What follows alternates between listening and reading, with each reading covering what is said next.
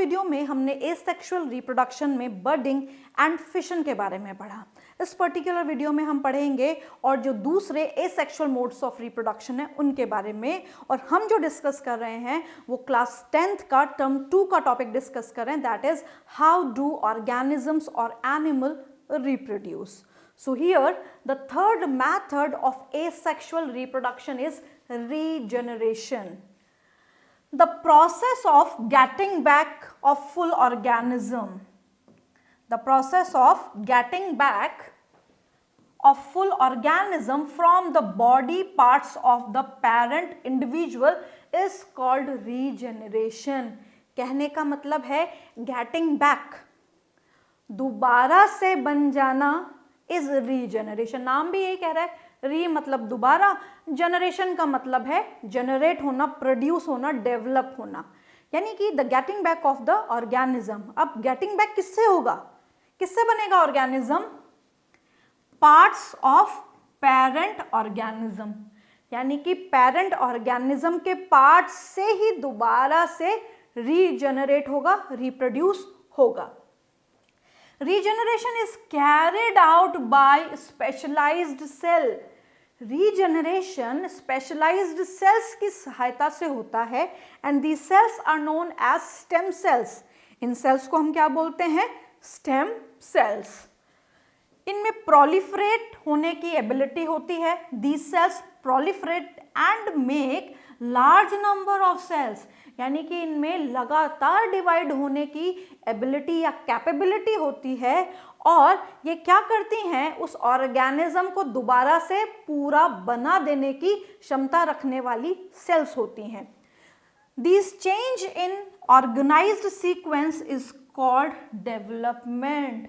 जब किसी ऑर्गेनिज्म के टुकड़े से पूरा ऑर्गेनिज्म बन जाएगा तो उस क्रिया को या उस प्रोसेस को हम क्या बोलेंगे? डेवलपमेंट बोलेंगे। पूरी तरीके से वो डेवलप हो गया है, इस सीक्वेंस को ही हम डेवलपमेंट का नाम देंगे। यहां पे जो एग्जाम्पल लिया गया है, this is the example of planaria. आपने 9th क्लास में डाइवर्सिटी के फ्लैट वॉर्म्स में प्लैनेरिया पढ़ा होगा। ये चपटे वॉर्म्स होते हैं, दीज आर फ्लैट वॉर्म्स। अब इनके पास क्या एबिलिटी है कि इनकी पूरी बॉडी कहीं से भी कट जाए, एक्सीडेंट से या नॉर्मली क्या होता है, ये ऑर्गेनिज्म जब मैच्योर हो जाते हैं तो मैच्योरिटी पे लंबे हो जाते हैं, और लंबे होने के बाद इनकी बॉडी ऑटोमेटिकली टुकड़ों में बट जाती है। कंडीशन कोई भी हो सकती है, तो कोई भी कंडीशन हो, इनके जो पार्ट्स होते हैं, इनके जो बॉडी पार्ट्स होते हैं, उन पर्टिकुलर पार्ट्स यानी कि एक सिंगल पार्ट से कंप्लीट ऑर्गेनिज्म बनाने की क्षमता इनमें पाई जाती है। तो जैसे ये एक सिंगल प्लैनेरिया है, और इस सिंगल प्लैनेरिया को 3 हिस्सों में बांट दिया गया है। This is part 1, this one is part 2, this one is part 3। 3 हिस्से हैं इसके। अब इन 3 हिस्सों के पास एबिलिटी है कि ये रीजनरेट कर जाएंगे, यानी कि ये दोबारा से बन जाएंगे। तो यहाँ पे जो अपर पार्ट है उसका लोअर पार्ट बनेगा, जो मिडल पार्ट है उसका अपर और लोअर दोनों बनेगा, और जो लोअर पार्ट है उसका अपर पार्ट बनेगा। यानी कि सेल्स वो पार्ट बनाएंगी जो लॉस्ट हो चुका है। तो यहाँ पे हम ये भी कहते हैं कि जो लॉस्ट बॉडी पार्ट्स हैं उनको बनाना भी रीजनरेशन कहलाता है। उनको बनाना भी क्या कहलाता है? रीजनरेशन कहलाता है। अब यहाँ पे जो इम्पॉर्टेंट बात है वो ये है कि इन ऑर्गेनिज्म को जब देखा जाता है, जब इनका डेवलपमेंट पूरा हो जाता है तो एक कंप्लीट ऑर्गेनिज्म की तरह दिखाई देते हैं, यानी कि 1 2 3 ऑर्गेनिज्म, एक ऑर्गेनिज्म से 3 ऑर्गेनिजम्स बनेंगे आफ्टर डेवलपमेंट और आफ्टर रीजेनरेशन। अब यहाँ पे ये कंप्लीट ऑर्गेनिज्म बन गया है, यानी कि इसका डेवलपमेंट भी कंप्लीट हो गया है, यहाँ पे स्टेम सेल्स ने भी अपना काम कर दिया है। अब जो आपको ध्यान रखने हैं वो क्या बात ध्यान रखनी है कि जब रीजनरेशन होता है तो क्या सभी ऑर्गेनिज्म रीजनरेट कर पाते हैं? बिल्कुल नहीं। हमारी बॉडी में एबिलिटी नहीं है कि अगर हमारा हार्ट टूट जाए तो रीजनरेट कर जाए, ऐसी कैपेबिलिटी या एबिलिटी हमारी बॉडी के पास नहीं है। तो कुछ लोअर ऑर्गेनिजम्स ऐसे हैं जैसे प्लैनेरिया है, इनके पास अपनी पूरी बॉडी को रीजनरेट करने की एबिलिटी है, चाहे कोई भी टुकड़ा हो उस टुकड़े से ये पूरा अपने आप को बना लेंगे। उसके बाद थोड़ा थोड़ा और आगे हम चलते हैं, जैसे हम बात करते हैं स्टारफिश की। स्टारफिश इकाइनोडर्मेटा में आते हैं और स्टारफिश की अगर आर्म कट जाती है, केवल आर्म, तो वो अपनी आर्म दोबारा से बना सकती है। उसी तरीके से टेल ऑफ लिजार्ड, जो टेल है लिजार्ड की, अगर वो कट जाए, केवल टेल, अगर वो बीच में से कटती है, उसके एब्डोमिनल रीजन से कटती है, थोरैक्स से कटती है, हेड से कटती है, तो वो दोबारा नहीं बनेगी। केवल अगर टेल रीजन से वो कट हो जाती है तो उसका टेल रीजन रीजनरेट कर पाता है। तो यहाँ पे लिजार्ड, टेल, इसके साथ साथ स्टारफिश की आर्म्स रीजनरेटिव हैं, बट ये ऑर्गेनिज्म पूरे रीजनरेटिव्स हैं। इसी के साथ साथ अगर हम ह्यूमन लीवर की बात करें तो ह्यूमन लीवर भी रीजनरेटिव है। केवल एक पर्टिकुलर ऑर्गन हमारी बॉडी में रीजनरेट कर सकता है।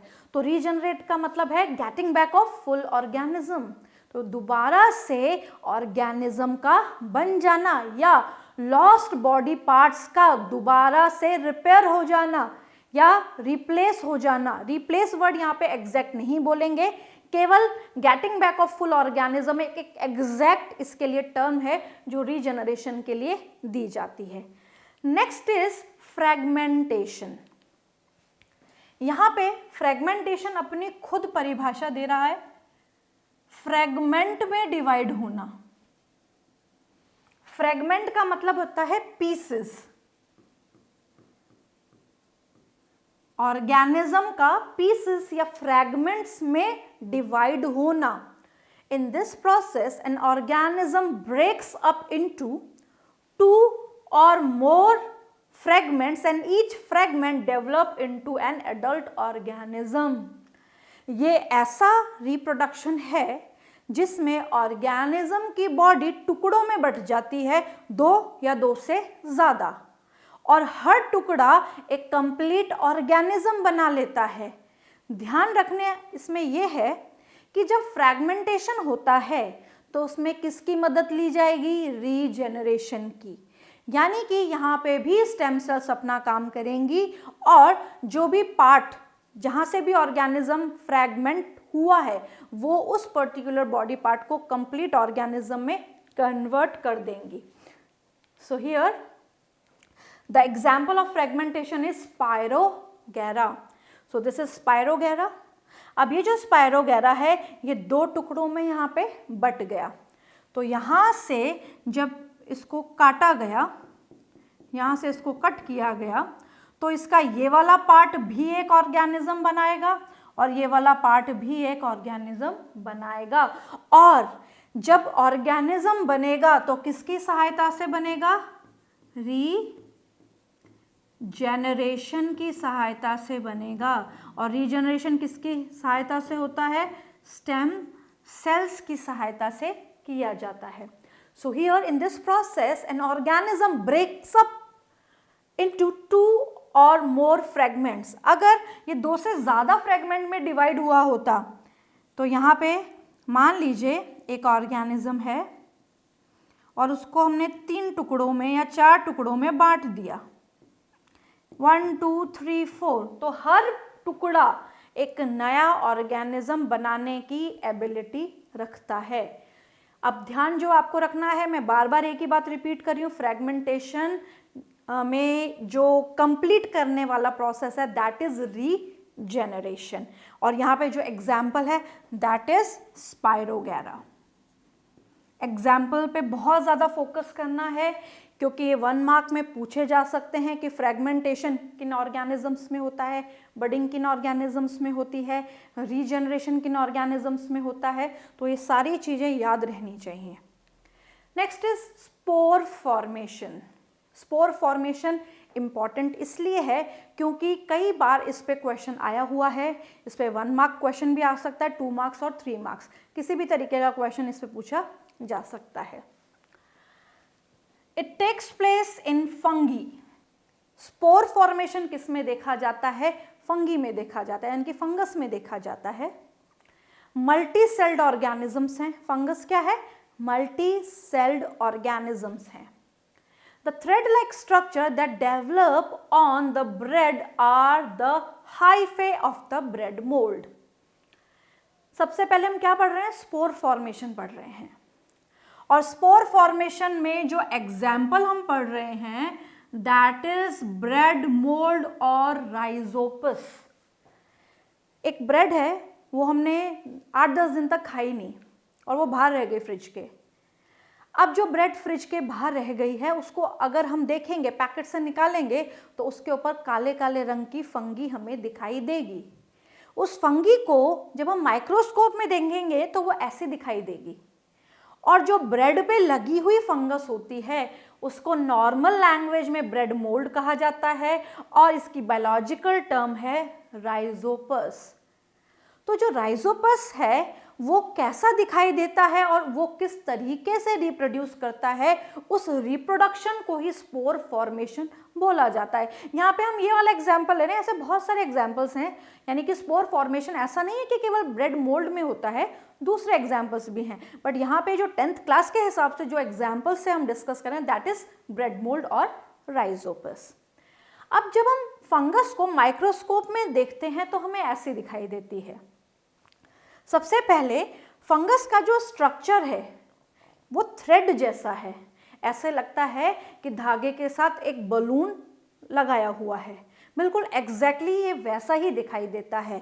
यहाँ पे भी ऐसे दिखा रहा है कि एक धागा है, उसके ऊपर एक बलून लगा हुआ है। अब यहाँ पे जो धागा है, द थ्रेड, सो यहाँ पे जो थ्रेड लाइक स्ट्रक्चर्स होते हैं, ये वाले जो स्ट्रक्चर्स होते हैं, इनको हम कहते हैं hyphae. The thread-like structure is known as hyphae. अब यहाँ पे रूट वाला भी है पार्ट है, यहाँ पे स्टेम वाला भी पार्ट है, तो यहाँ पे स्टेम ना बोल के हाइफे बोलेंगे। हाइफे के ऊपर एक ब्लॉब लाइक स्ट्रक्चर है, बल्ब लाइक स्ट्रक्चर है, ब्लॉब या बल्ब दोनों टर्म्स हम यूज कर सकते हैं। इस स्ट्रक्चर को हम बोलते हैं स्पोरेंजियम।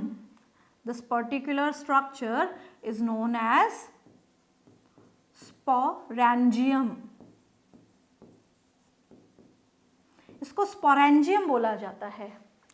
जो रूट होती है फंगी की, आपने 9th क्लास में भी डाइवर्सिटी में पढ़ी है कि फंगी की रूट्स को क्या बोलते हैं? राइजोइड्स। फॉल्स रूट हैं, केवल एक जगह चिपकने के काम में आती हैं, फिक्सेशन के काम में आती हैं। तो ब्रेड पे ये फंगी किसकी सहायता से चिपकी है? राइजोइड्स की सहायता से चिपकी हुई है। ऊपर जो थ्रेड लाइक स्ट्रक्चर निकल रहे हैं वो हाइफे हैं, and blob like structure is known as sporangium. और इस स्पोरेंजियम के अंदर बन रहे हैं बहुत सारे माइक्रोस्कोपिक स्ट्रक्चर जिनको हम बोलते हैं स्पोर्स। क्या बोलते हैं इनको? स्पोर्स। यहाँ पे दिखाई भी दे रहे हैं, हर ब्लॉब में छोटे छोटे बहुत सारे स्ट्रक्चर मौजूद हैं, दीज आर स्पोर्स। अब क्या होता है जब कंडीशन अनफेवरेबल होती है तो इस स्पोरेंजियम के अंदर स्पोर्स मल्टीप्लिकेशन चलता रहता है, और जैसे ही कंडीशन फेवरेबल आती है द स्पोरेंजियम विल बर्स्ट। ये स्पोरेंजियम फट जाता है, और ये जो स्पोर्स होते हैं ये हवा और पानी के साथ जा सकते हैं। अगर पानी है तो बह जाएंगे, अगर हवा है तो उड़ सकते हैं, यानी कि नेचर में डिस्पर्स होने की टेंडेंसी रखते हैं। तो यहाँ पे हम देख रहे हैं कि इस पर्टिकुलर ब्लॉब में, इस बल्ब में स्पोरेंजियम के अंदर स्पोर्स बन रहे हैं, इसमें भी बन रहे हैं। इस पर्टिकुलर में अगर हम देखें तो फेवरेबल कंडीशन है, तो ये स्पोरेंजियम बस्ट हो चुका है, और ये जो स्पोर्स हैं ये नेचर में डिस्पर्स हो चुके हैं in this way. So what are spores? The spores are light minute microscopic structure. ये क्या है? लाइट है, माइन्यूट है, यानी कि हमें आंखों से दिखाई नहीं देते हैं, माइक्रोस्कोपिक स्ट्रक्चर्स हैं जो कि easily disperse by the wind and water, यानी कि आसानी से ये पानी के साथ बह सकते हैं, हवा के साथ उड़ सकते हैं। इसी के साथ साथ मान लीजिए ये स्पोर है, और स्पोर के ऊपर हमेशा एक प्रोटेक्टिव कवरिंग होती है। स्पोर के ऊपर हमेशा एक प्रोटेक्टिव कवरिंग होती है, और ये जब तक होती है जब तक ये पर्टिकुलर सबस्ट्रेटम पे बैठ नहीं जाते। सबस्ट्रेटम क्या होता है, मान लीजिए इनको किसी दूसरी ब्रेड पे जाना है और ये पर्टिकुलर स्पोर वहाँ पे गिर जाता है, तो उस ब्रेड पे ये उग जाएगा, ये ग्रो कर जाएगा। और ग्रो कब करेगा, जब इसका जो शेल है यानी कि जो इसकी आउटर मोस्ट बाउंड्री है, जो इसकी वॉल है, वो फटेगी। उसके बाद ये स्पोर बाहर निकलेगा उसी सबस्ट्रेटम पे और उग जाएगा, डेवलप हो जाएगा या ग्रो हो जाएगा। तो यहाँ पे ये जो कवरिंग होती है, ये थिक वॉल्ड कवर होते हैं, इनके ऊपर ये जो कवरिंग होती है ये इनको हार्श एनवायरमेंटल कंडीशन से प्रोटेक्ट करती है। या तो टेम्परेचर हो सकता है या फिर हम कह सकते हैं इनको सूखने से भी बचाती है। तो जहाँ पे ये गिर जाएंगे वहीं पे ये ग्रो कर जाएंगे, और जहाँ पे ये ग्रो करेंगे तो सेम ऐसा ही स्ट्रक्चर डेवलप करेंगे। मान लीजिए ये ब्रेड है और इस ब्रेड पे ये फंगी आ चुका है। अब ये फंगी कैसे डेवलप होगा, ये इसी तरीके से डेवलप होगा जिस तरीके से हमें ये वाला ब्रेड मोल्ड दिखाई दे रहा है, सेम वे में। तो जितने स्पोर्स हैं उतने नए फंगी डेवलप हो सकते हैं। यानी कि क्या कर रहे हैं ये, रिप्रोडक्शन। और रिप्रोडक्शन किसकी सहायता से हो रहा है, स्पोर की सहायता से हो रहा है। तो इसीलिए इस टाइप के रिप्रोडक्शन को हम क्या बोलते हैं, स्पोर फॉर्मेशन। एक स्पोरेंजियम में अनगिनत स्पोर्स होते हैं, जितने डिस्पर्स होंगे और जहाँ पे सबस्ट्रेटम मिलेगा, सबस्ट्रेटम क्या होता है, जहाँ पे वो ग्रो कर रहे हैं चिपक के, दैट इज सबस्ट्रेटम। मान लीजिए वो ब्रेड पे गिरे हैं, वहाँ ग्रो कर रहे हैं, तो ब्रेड क्या हो गई उनके लिए, सबस्ट्रेटम हो गई। तो जहाँ पे भी वो गिर जाएंगे वहीं वो ग्रो करेंगे। तो यहाँ पे अनगिनत स्पोर्स, तो अनगिनत हाइफे यानी कि अनगिनत फंगी ये बना सकते हैं। That's why this kind of reproduction is known as spore formation, and the example which we are discussing is bread mould. तो यहाँ पे हमने एसेक्सुअल मोड ऑफ रिप्रोडक्शन पढ़ा, 3 चीज़ों का। इस पर्टिकुलर वीडियो में हमने पढ़ा रीजनरेशन के बारे में, फ्रैगमेंटेशन के बारे में एंड स्पोर फॉर्मेशन के बारे में। नेक्स्ट वीडियो में हम पढ़ेंगे वेजिटेटिव प्रोपोगेशन के बारे में।